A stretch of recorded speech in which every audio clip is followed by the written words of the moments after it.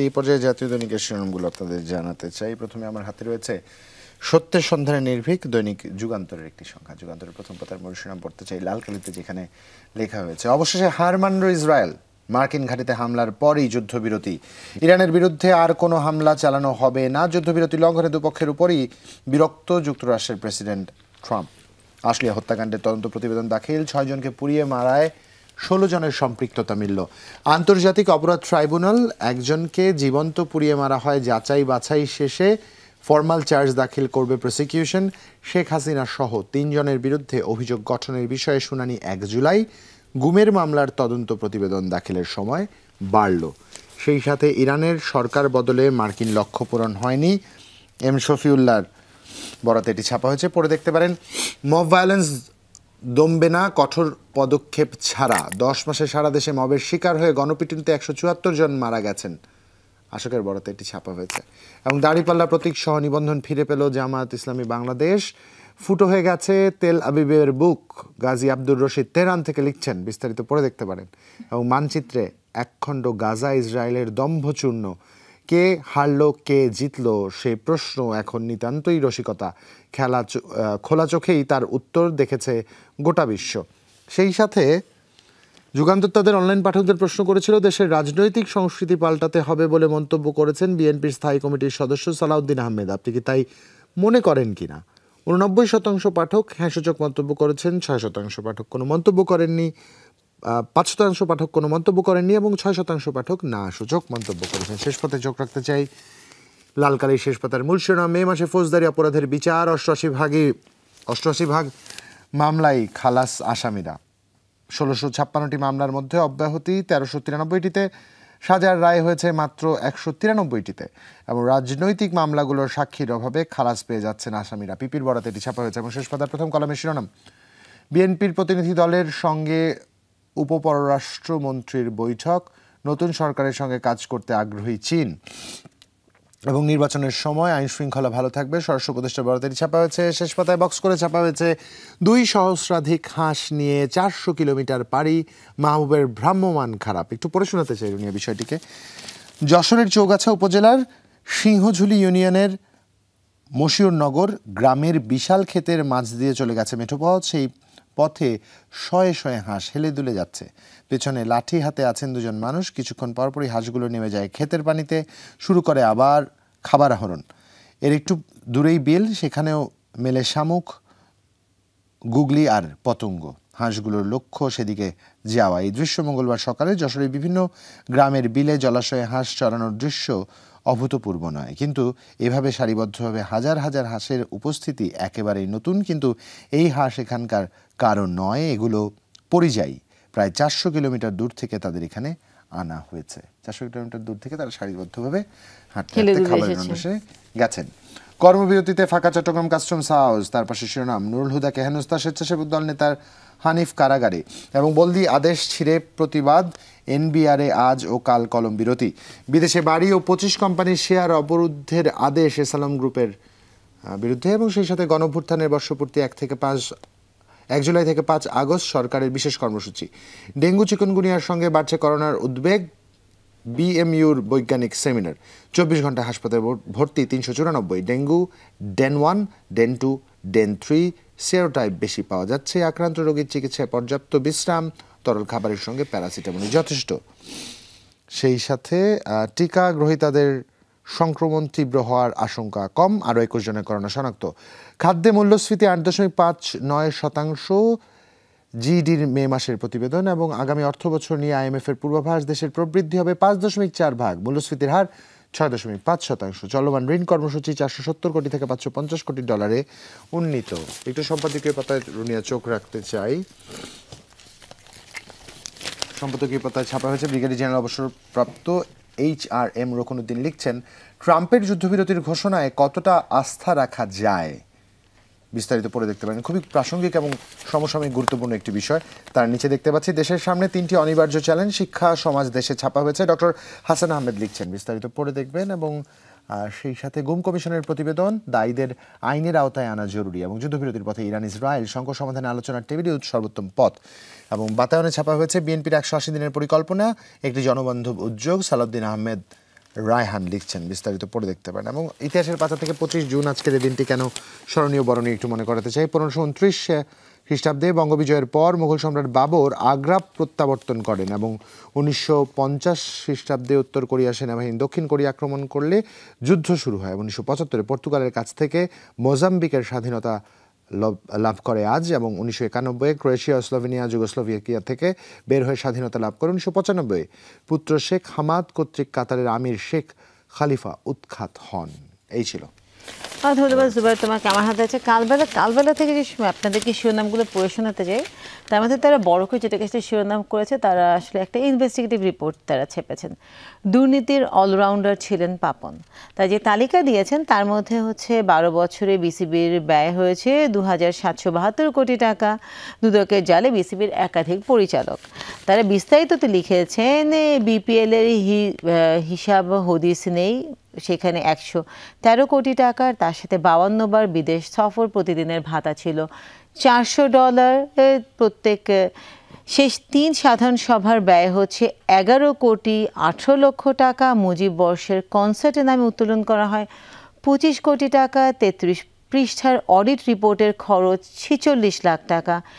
এক যুগে 92 কোটি টাকার বল ক্রয়। আয়ারল্যান্ডে দ্বিপক্ষীয় সফরে নিরাপত্তা ব্যয় ছিল 67,000 পাউন্ড। তার সাথে AR রহমানের কনসার্ট এবং কোয়ার্টিসদের খাবারের খরচ ছিল 80 লক্ষ টাকা। পূর্বাচলের স্টেডিয়ামের জন্য পরামর্শক প্রতিষ্ঠান পপুলাসকে 3 গুণ ফি প্রদান করা হয়েছে। কাজ না করার আগেই তারা চলে গেছেন এবং তারা তাদের বিল উঠাবার জন্য তারা আসলে প্রেশার দিচ্ছেন। তো এই বিষয়গুলো আসলে এরকম যদি আমরা তথ্য দেখি, তো আরও অনেকগুলো প্রতিষ্ঠানে এই ধরনের দুর্নীতি পাওয়া যাবে। ঠিক তার পাশাপাশি যেটা আছেন সেটা হচ্ছে মোহাম্মদ আসাদুজ্জামান, অ্যাটর্নি জেনারেল, তার বরাত দিয়ে আসলে ছাপা হয়েছে। সেটা হচ্ছে যে জুলাই গণহত্যা মামলায় অস্বাভাবিক আগাম জামিন, তিনি যে স্টেটমেন্টে দিয়েছেন, তিনি সেখানে বলেছেন বাংলাদেশের বিচার বিভাগের আর্থিক দুর্নীতির ব্যাপ্তি ক্যান্সারের মতো, কিন্তু এর চেয়ে বুদ্ধিবৃত্তিক দুর্নীতি ছড়িয়ে পড়েছে অ্যাটমিক বোমার মতন করে। তিনি পুরো একটা স্টেটমেন্ট দিয়েছে, পড়ে দেখতে পারেন। টিউলিপ দুদক পাল্টাপাল্টি, কেউ কারো চিঠির পাত্তা দিচ্ছেন না, সেটাও হয়েছে সংবাদের শিরোনাম। আইনের মার প্যাচে অনাদায়ী পুঁজি বাজারে জরিমানা 1000 কোটি টাকা, সেটাও এসেছে শিরোনাম হয়ে। ট্রাম্প ঘোষিত ইরান ইসরায়েলের যুদ্ধবিরতি টিকবে কি, সেটাকে প্রশ্ন করে তারা আসলে শিরোনাম করেছেন। যদি শেষের পাতায় চলে যাই, সেখানে যে এতগুলো খবর আছে তার মধ্যে ইয়াবার চ্যালেঞ্জের মধ্যে চোখ রাঙাচ্ছে কোকেন, বড় করে লাল কালিতে তারা আসলে শিরোনামটি করেছেন। তারা যেটা বলছেন, আন্তর্জাতিক চক্র এবং দেশের অভ্যন্তরীণ মাদক কারবারিরা উচ্চবিত্ত মধ্যবিত্ত শ্রেণীকে টার্গেট করে ছড়িয়ে দিচ্ছেন কোকেন। আন্তর্জাতিক মাদক বিরোধী দিবস কাল, সেটাকে ঘিরেই তাদের এই শিরোনাম। তার পাশাপাশি অস্বাভাবিক সংক্রমণ চিকুনগুনিয়া, সেটা শিরোনামে এসেছে। ঢাকার গণপরিবহনে 49% ভাড়া বাড়ানোর প্রস্তাব, সেটাও এসেছে শিরোনামে।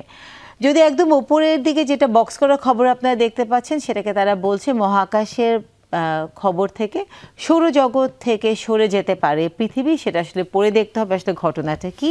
তার সাথে গবেষণা থেকে এসেছে, শনাক্ত হলো রক্তের নতুন গ্রুপ গোয়াদা নেগেটিভ। ওকে, ভেরি ইন্টারেস্টিং। এবং তার পাশাপাশি অন্যান্য খবরের মধ্যে যে খবরটি আছে, মব ঠেকাতে ব্যর্থ হলে পুলিশের বিরুদ্ধে ব্যবস্থা, এবং দেশে চালু হলো Google play. That's a very positive news.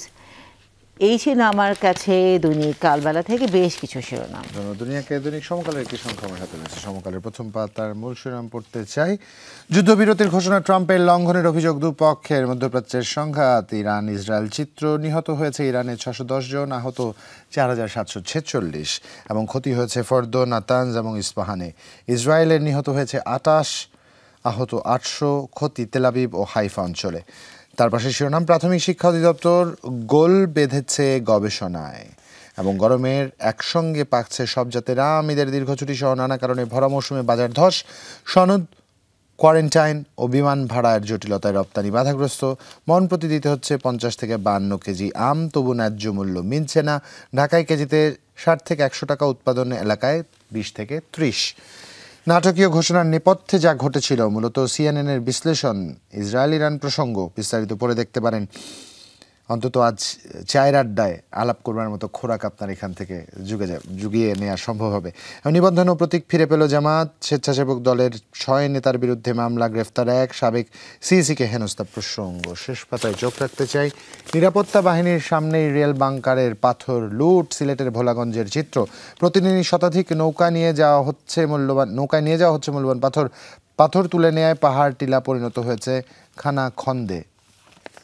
মেয়েকে স্কুলে নিয়ে যাচ্ছিলেন বাবা, পথে প্রাণ গেল দুজনেরই। ফরিদপুরে তেলবাহী লরির ধাক্কায় নিহত 2 যুবক। কুমিল্লায় ট্রাক চাপায় প্রাণ গেল স্বামীর, আহত স্ত্রী। দেশেই আছে রূপসী অর্কিড। শেষ পাতায় বক্স করে দৃষ্টি আকর্ষণের চেষ্টা পড়ে দেখতে পারেন। এবং দেশে চালু হলো গুগল পে, ফোনেই হবে ওয়ালেট। একদিনেই ডেঙ্গু আক্রান্ত 394 এবং 3 সীমান্ত দিয়ে 46 জনকে ঠেলে পাঠালো বিএসএফ। এই ছিল আমার কাছে। আমার হাতে আছে আজকের পত্রিকা থেকে যে খবরগুলো আপনাদেরকে পড়ে শোনাতে চাই। প্রথমে তারা যেটাকে বড় করে শিরোনাম করেছে লাল কালিতে, নিম্নমানের 15 লাখ বইয়ে চলছে পড়া। তারা বলেছেন বিনামূল্যের পাঠ্য বই, নিম্নমানের পাঠ্য বই ছাপানোর জন্য অভিযুক্ত 29টি মুদ্রণ প্রতিষ্ঠান। তার পাশাপাশি বইয়ের মান যাচাইয়ের প্রতিবেদন দেয়া হয়েছে এনসিটিবিতে। এবং তার পাশাপাশি তারা বলেছেন মুদ্রণকারী প্রতিষ্ঠান ও কর্মকর্তাদের উল্টো অভিযোগ যাচাই নিয়ে। অন্যান্য শিরোনামের মধ্যে তারা যেটাকে ছবিসহ শিরোনাম করেছেন, যুদ্ধ বাদ দিয়ে লাগাম টানার চেষ্টায় হচ্ছে ট্রাম্প। এবং তার পাশে অন্যান্য শিরোনামের মধ্যে জুলাইয়ে অভ্যুত্থানকে স্মরণ, মাসব্যাপী কর্মসূচি, জেলায় জেলায় হচ্ছে স্মৃতিস্তম্ভ। ঐক্যমত কমিশন বিরতি শেষে আবার সংলাপ শুরু, আজ সেটাও এসেছে শিরোনামে। রাষ্ট্রের মূলনীতিতে ধর্মীয় স্বাধীনতা ও সম্প্রীতি যুক্ত করার প্রস্তাব এবং দাঁড়িপাল্লা সহ নিবন্ধন ফেরত পেল জামাত। এবং অন্যান্য খবরের মধ্যে ডেঙ্গুতে আক্রান্তের সংখ্যা বেড়েই চলেছে, রোগীর বেশি বরগুনায়। যদি শেষের পাতায় চলে যাই, সেখানে যে খবরগুলো আছে, সংশোধন হচ্ছে সরকারি চাকরির অধ্যাদেশ, সেটাকে তারা শিরোনাম করেছে। তারা বলেছেন বাতিলের দাবিতে আন্দোলনে কর্মচারীরা 4টি ধারায় ব্যাখ্যা বিশ্লেষণ অন্তর্ভুক্তের কাজ করছে জনপ্রশাসন মন্ত্রণালয়। এবং আজ কর্মচারী নেতাদের সঙ্গে পর্যালোচনার কমিটির 2য় বৈঠক।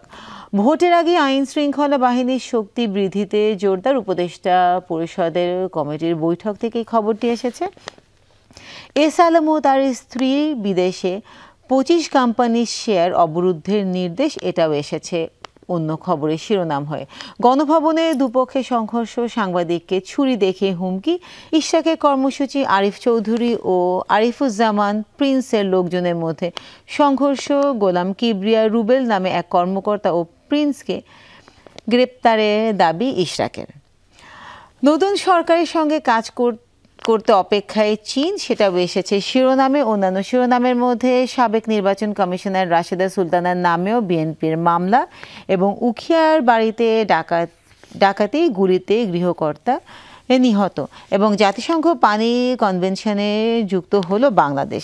এটি বেশ পজিটিভ একটা বিষয়। এবং যদি বক্স করার খবর একদম নিচের দিকে ডান দিকের কলমে আমরা দেখি, বালু পরিবহনের ট্রেন বদলে যাচ্ছে উত্তরের দৃশ্যপট। এই ছিল আমার কাছে আজকের পত্রিকার অনেকগুলো শিরোনাম। আমার কাছে বণিক বার্তার একটি সংখ্যা হাতে রয়েছে। বণিক বার্তার প্রথম পাতায় একটি কার্টুন ছাপা হয়েছে। কার্টুনে নিঃসন্দেহে ডোনাল্ড ট্রাম্পকে আমরা দেখতে পাচ্ছি, তার অবয়ব এখানে দৃশ্যমান করা হয়েছে। তার সাথেই বেনিয়ামিন নেতানিয়াহু ইরানের দিকে আঙুল তুলে আছেন এবং একটি মৌচাক দিয়ে বোঝানো হচ্ছে, মৌচাকে ঢিল টাইপের কিছু একটা। যুদ্ধবিরতি চলছে, কেউ লঙ্ঘন করবেন না প্লিজ, কার্টুনে আঁকা রয়েছে। সেই সাথে 12 দিন পর যুদ্ধবিরতি লড়াই করে টিকে গেল ইরান। ট্রাম্পের 48 ঘন্টার কূটনীতি এবং বছরের পর বছর অলস বসে আছে পুলিশের এভিয়েশন উইং। মার্কিন নিষেধাজ্ঞায় নেওয়া যাচ্ছে না রুশ হেলিকপ্টার। শেষ পাতায় চোখ রাখতে চাই রান্নার প্রসঙ্গের সাথে। শিক্ষার বিভিন্ন অধিদপ্তর প্রধানকে ঘন ঘন পরিবর্তন, প্রাথমিকে 1 বছরেই পাল্টেছে 4 মহাপরিচালক, কার্যক্রমে বিরূপ প্রভাব। এবং দাঁড়িপাল্লা প্রতীক সহ নিবন্ধন ফিরে পেল জামাত ইসলামী। ইসির প্রজ্ঞাপন জারি। সেন্ট মার্টিনে আমরা নিষেধাজ্ঞা দেইনি, আগের নিষেধাজ্ঞা বাস্তবায়ন করেছি। এটি মূলত ছাপা হয়েছে। এবং জ্বালানি তেলের দাম আপাতত বাড়ছে না। ডিসেম্বরের মধ্যে সম্পন্ন হবে 60 ব্যাংকের বিশেষ নিরীক্ষা। গুগল পে উদ্বোধন অনুষ্ঠানে গভর্নর। এবং 1 জুলাই থেকে 5 আগস্ট পর্যন্ত হবে বর্ষপূর্তির অনুষ্ঠান। জুলাই গণ অভ্যুত্থান। এইচএসসি ও সমমানের পরীক্ষা শুরু আগামীকাল। পরীক্ষার্থীদের জন্য শুভকামনা, অভিভাবকদের জন্য এবং শিক্ষক শিক্ষার্থী যারাই রয়েছেন তাদের প্রত্যেকের জন্য। ডেইলি স্টার একটি সংখ্যা আমার হাতে আছে, প্রথম পাতার মূল শিরোনাম পড়ে শোনাতে চাই। Ceasefire takes hold after Trump rebukes. Iran says willing to resolve issues through talks while cautiously welcomes truce after 12 days of fighting. সেই সাথে government warns of strict action against mob attacks. Mob violence now alarmingly routine, says right activists blame government failure to match words with action. শেষ পাতায় একটু চোখ রাখবো। July uprising ICT case hearing on charge framing against Hasina others on July 1st. Israel forces kill 14 Gaza, 19 of them killed while seeking food aid at Israeli-backed humanitarian hub. সেই সাথে Aedes larva found in 31% Burguna town homes.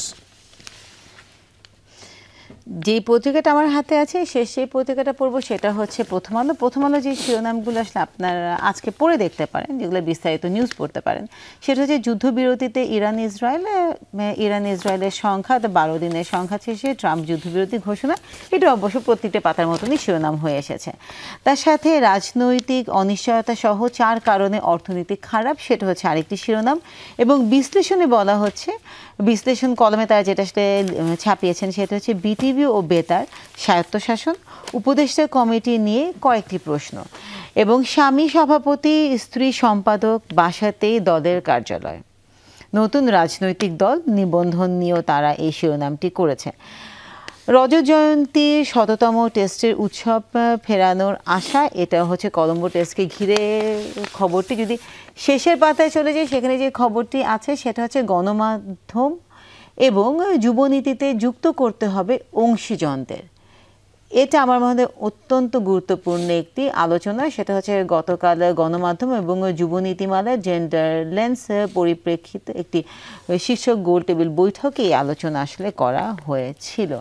এই ছিল আমার কাছে প্রথম আলোর বেশ কয়েকটি শিরোনাম। মোটামুটি প্রত্যেকটি জাতীয় দৈনিক ডোনাল্ড ট্রাম্পের যে দাবি এবং তিনি কৃতিত্ব নিতে চাচ্ছেন সেটার বিষয়টা এসেছে, কিন্তু যেই খবরটি আমার কাছে সবচেয়ে বেশি ইন্টারেস্টিং লেগেছে সেটা হচ্ছে আসলে পাপনের দুর্নীতি। এবং কিছু কিছু আসলে প্রতিষ্ঠানকে আমরা দেখেছি যে এআর রহমানের কনসার্টকে ঘিরে তারা আসলে কী ধরনের দুর্নীতির মহা উৎসবে আসলে ঝাঁপিয়ে পড়েছিলেন। এরকম অসংখ্য কনসার্ট আছে রুনিয়া, যেগুলো একটু তো ঠিক একইভাবেই আশা করবো যেরকম শতবর্ষ যেভাবে আসলে একটা দুর্নীতির কারখানা হয়ে গেছিল, ঠিক জুলাইয়ের যে আন্দোলনের এই যে অভ্যুত্থানের যে 1 বছর পূর্তি করা হচ্ছে, সেটা যেমন ঠিক একইভাবে একই পথে না হাঁটে।